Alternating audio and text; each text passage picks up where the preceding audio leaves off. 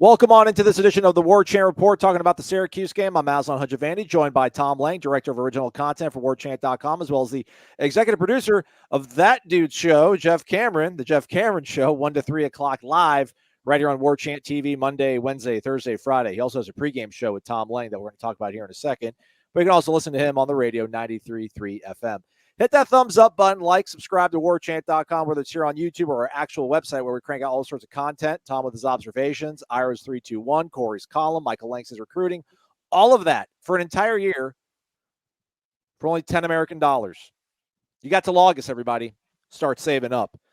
Don't forget, since it is a game day, you should start your day with warchant.com and Warchant Game Day presented by Zaxby's.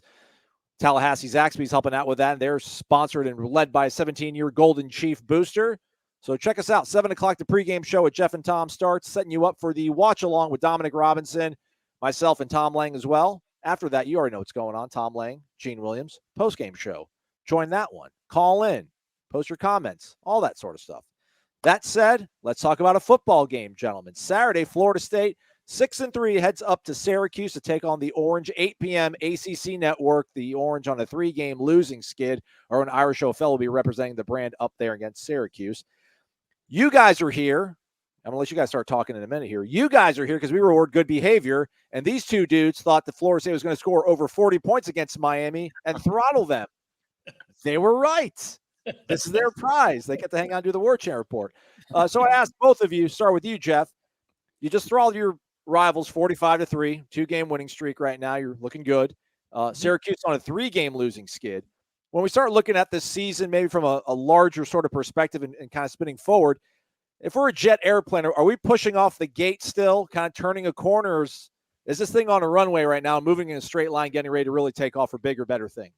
About to take off for bigger and better things. I think we all probably are inclined to believe that right now. When you look at the consistency of this offense, they're also getting back healthy day to day. You see this team getting stronger, not weaker. You look around the country, you see certain teams maybe struggling with their relative health. And we know that's how football goes, man. You got to be healthy at the right times. Not only who you play, when you play, but, how you play when those games happen. And right now, Florida State's playing very, very well at a key time of the year. So they have an opportunity to make an impact on recruits, obviously, and on the remainder of this schedule, where if you get another couple of wins, you're going to finish this year with 9 in the regular season with a chance at 10 in the bowl season. Who knows where that takes this program? But one would think preseason top 25, certainly at the end of this year, you'll be top 25 if that's the case.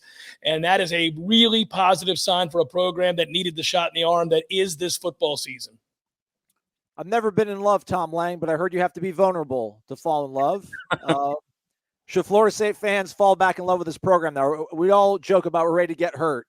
We got hurt, in October, but they're on the bounce back. Just how optimistic is the future for Florida State right now and springing forward after this sort of stretch that we assume they'll be able to handle? Yeah, it's time to be ready to get hurt again.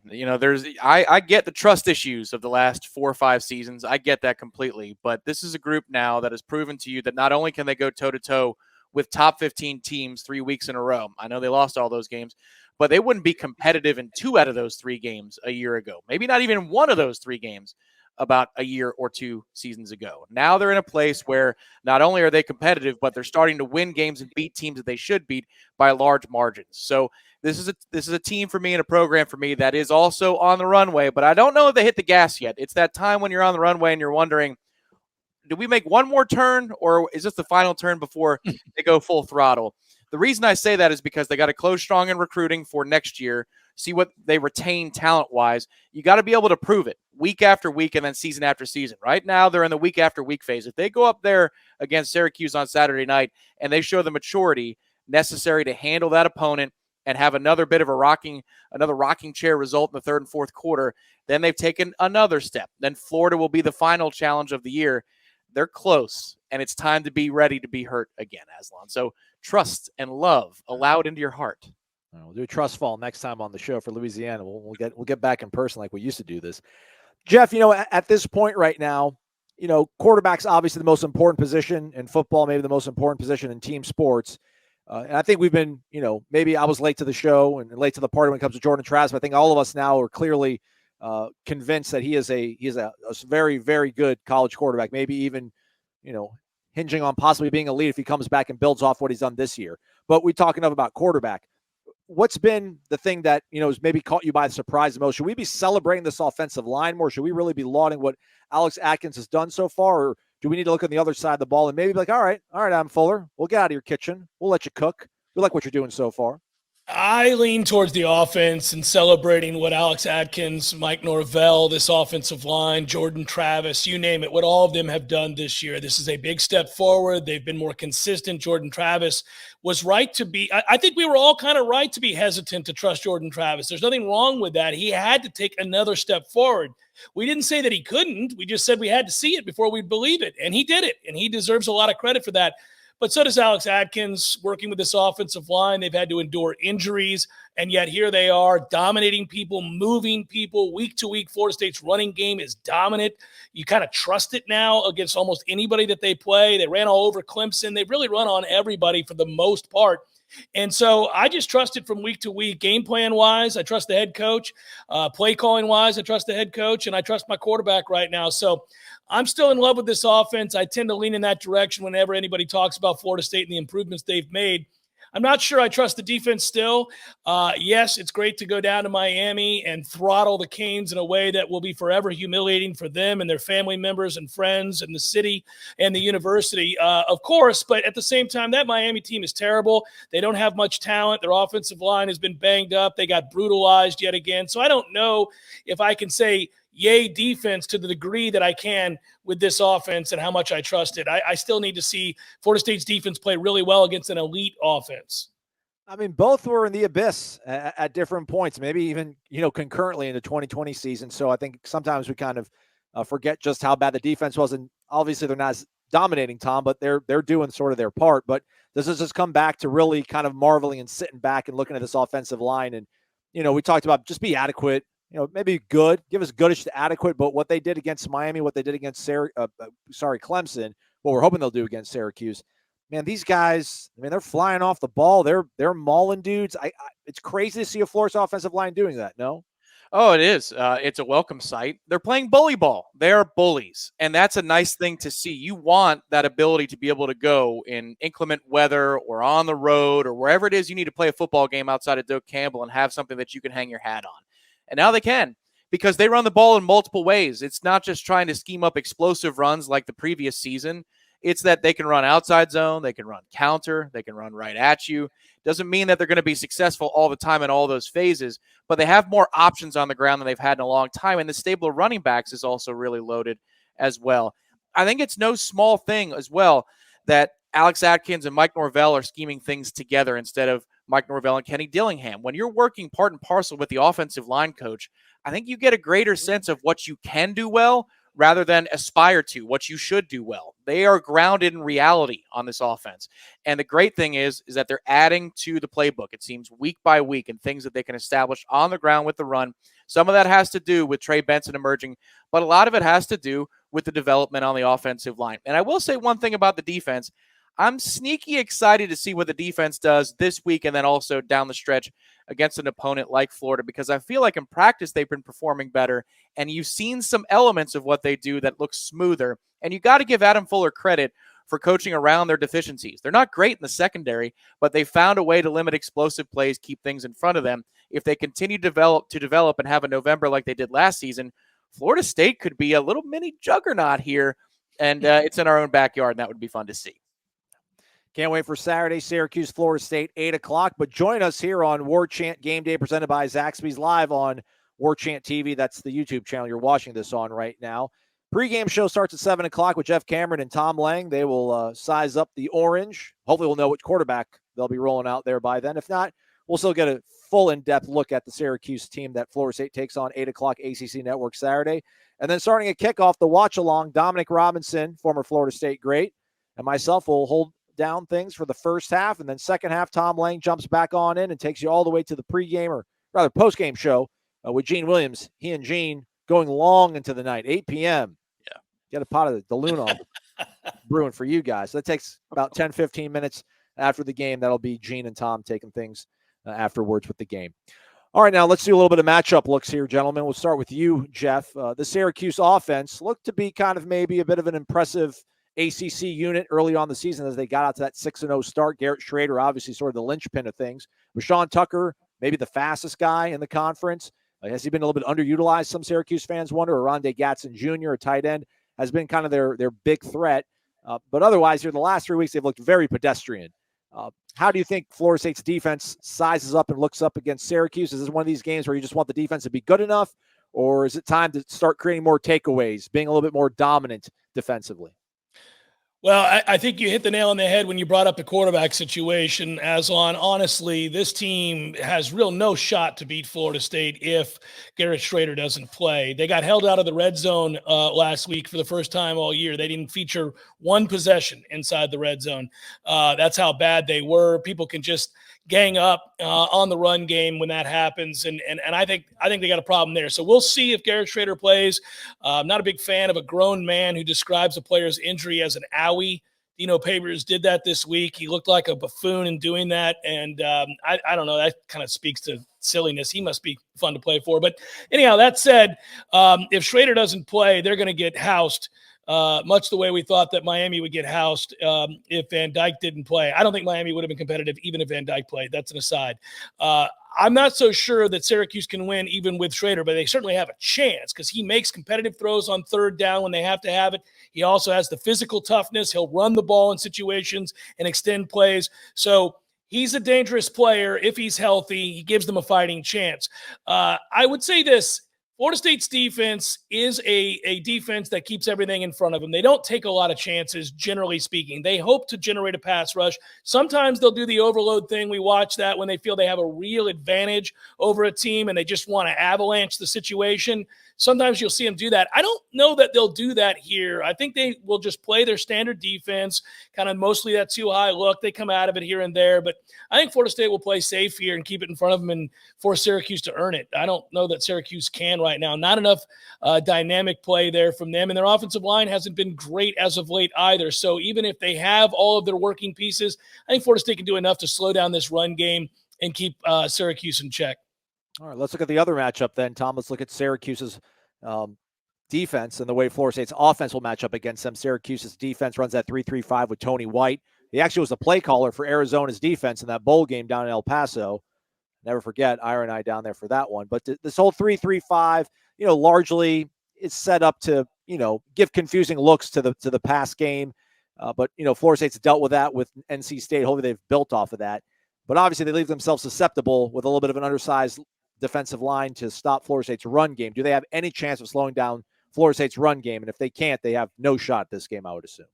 Agreed on the final point. They would have no shot if they can't stop Florida State's run game. I think Florida State is going to have to help Syracuse along the way here in order to be held down under that 30-point watermark.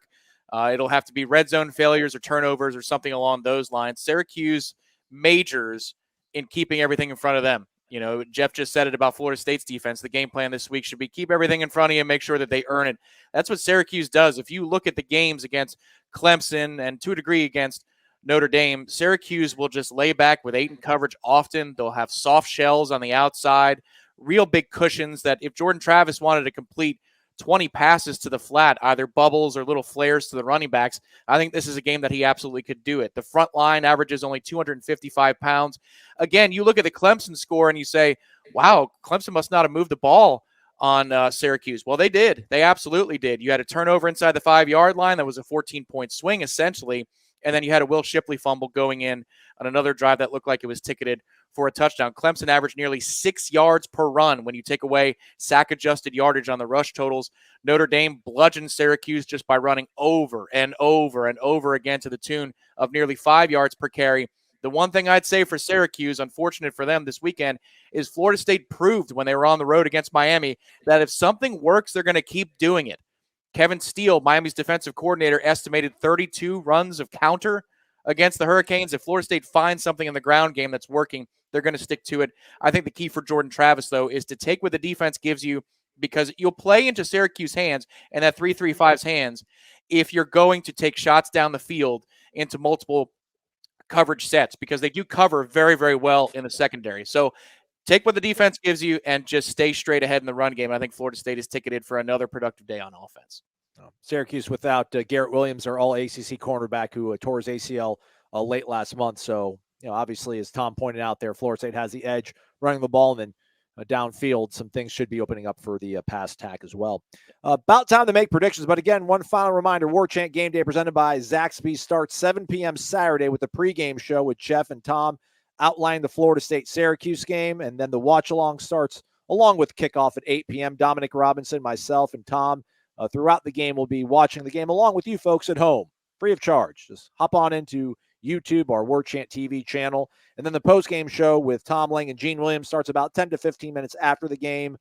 Come celebrate what we assume will be a victory. We'll give you our picks here in a second. But first, Gene, Ira, Corey, Austin, the rest of our Warchant.com team giving you their predictions.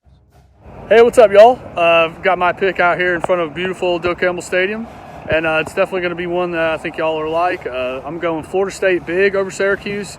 Picking the Noles 38-9. I think this is a matchup. Florida State's rolling right now. I think they're going to have a lot of success running the ball in Syracuse. And I just think, with the momentum Florida State has right now, I think they're going to blow out Syracuse. It possibly could be a close game with Schrader plays because he is very talented. But I'm going with the Noles over Syracuse, 38-9. What's up, Nole fans? I'm actually walking out of a Florida State practice as we speak, getting ready for Syracuse. And I think I've seen enough. I think I've seen enough to know that the Noles are going to win this game. And I predict rather comfortably. Now, Schrader playing or not playing will dictate how big the margin is. But I just think the way this offense is playing, the way Syracuse's run defense has been the last couple of weeks, their offense has obviously not been very good either. Some of that has to do with Schrader not playing or playing much, but still, they've kind of come back down to earth. 2 6-3 teams. I think the better one is Florida State. I know it's on the road, but it shouldn't be a snake pit in the Carrier Dome or whatever we're calling it. And I just believe in this offense to go up there and get at least 30. And if they get 30, that should be more than enough against the Syracuse team. So I'm going to predict right on the number. Actually, I'm going to predict Florida State 30, Syracuse 17. And that's Corey Clark giving you guys the business. Guys, I don't know what kind of analysis they've given you so far on the Warchant report, but I'm going to tell you some very important information right now that might be new to you. You might not have heard this yet.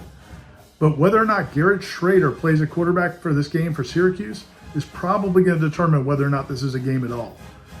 It's just my opinion. I don't know if other guys have shared that as well. But I think Florida State is going to roll if Garrett Schrader doesn't play. I think it could be a decent game if he does play.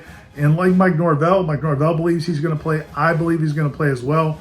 I think it's going to be a decent game, but I think Florida State's still too strong. I think they're rounding into form. Great week of practice this week, coming off of the impressive win at Miami. I think this team sees what's ahead of them in these last 3 games. They're going to try to finish strong. So I like Florida State to win this game 31-21.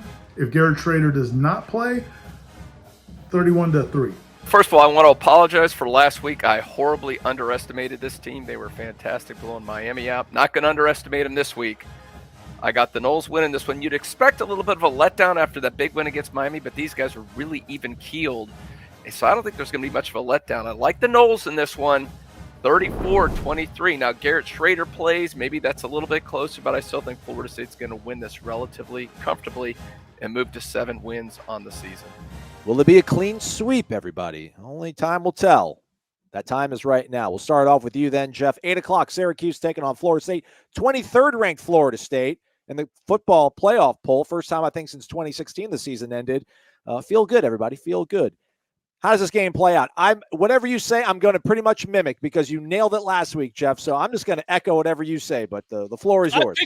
I picked a good time to get it right. In terms of the score against Miami, I felt like really Miami didn't have a lot for them. I do think Syracuse will play a more competitive football game than Miami did. I think Miami's in trouble, guys. I think they could lose out. We'll see. They're in trouble right now. Syracuse will fight. They're coming off a 3-game losing streak. They are 6 wins in. They do have an opportunity to still have a good season. They are at home at night. They do have a physical team. And so I do think they will play very hard. And I think the nature of the game, what we were just describing about what's there and taking what you give or what they're given, and then our defense hanging back, I think it'll speed the game up. A lot of tackles in bounds, a lot of clock running. So I'm not going to be as robust with the score. I like Florida State to win the game 34-14. Okay. All right. I was about to be close on that one, but we'll let Tom see if he'll cover the difference on that. Tom, what do you think about this game? You as well. Tom had a 40 burger being hung by the Florida State offense. Nailed it. So what do you got on this one, Tom? If Schrader doesn't play, then maybe 40 burgers can be served again. But if he does, I agree with Jeff. I think that there aren't going to be as many possessions for either team here. They're going to be longer possessions. You might have a quarter where one team has a full possession each, and then you bleed over to the next one with whoever's got the football. So to me, the key to this game is patience from Jordan Travis, patience in the running game, stick to the plan, and then execute in those situations. I've got Florida State winning the game. They are going to break the 30-point watermark again. I'll say it'll be 35-21. Florida State. Syracuse scores a few more points. Again, assuming Schrader is going to be playing. Yeah, I think speaking for you, Jeff, we assume that Schrader will get through his owie that they're sensitive to, which, I mean, work on the phrasing, Dino. Come on. They got a communications department in Newhouse. I mean, somebody help the guy out here on figuring out phrasing. 37-13. I think Florida State's offense just looks too darn good. Syracuse will get maybe a sloppy score here or there towards the end of the game. But Florida State just looks too good. Got too much confidence in them right now. I think they have too much confidence, not too much confidence. They have the right amount of confidence in themselves. So I say 37-13 will be the final score on that one. A reminder, if you like this show, you'll probably like the Jeff Cameron show. That goes down 1 to 3 o'clock weekdays, Monday, Wednesday, Thursday, Friday, Tuesday. Ira and Corey do Seminole Headlines, as you all know. So be on the lookout for that one as well. But check out the Jeff Cameron show 1 to 3 o'clock right here on Warchant TV, as well as 93.3 FM. And Tom's observations are also up on the website. The 3-2-1 will be following the game. The Warchant Wrap will be following the game. And then we got the pregame show, 7 o'clock Saturday. Watch along, 8 o'clock. Postgame show after the game. The Warchant Wrap. All this stuff. It's all available around our Warchant channel right here on YouTube. So hit the thumbs up and subscribe. Gentlemen, your time and knowledge, always appreciated. Thank you so much, guys. Listen to Wake Up Warchant. Listen to Wake Up Warchant. Come on now. Yeah, I was going to say, you didn't give yourself enough credit. A little Wake Up Warchant action. For all of us, thanks for watching, everybody. Have a great one.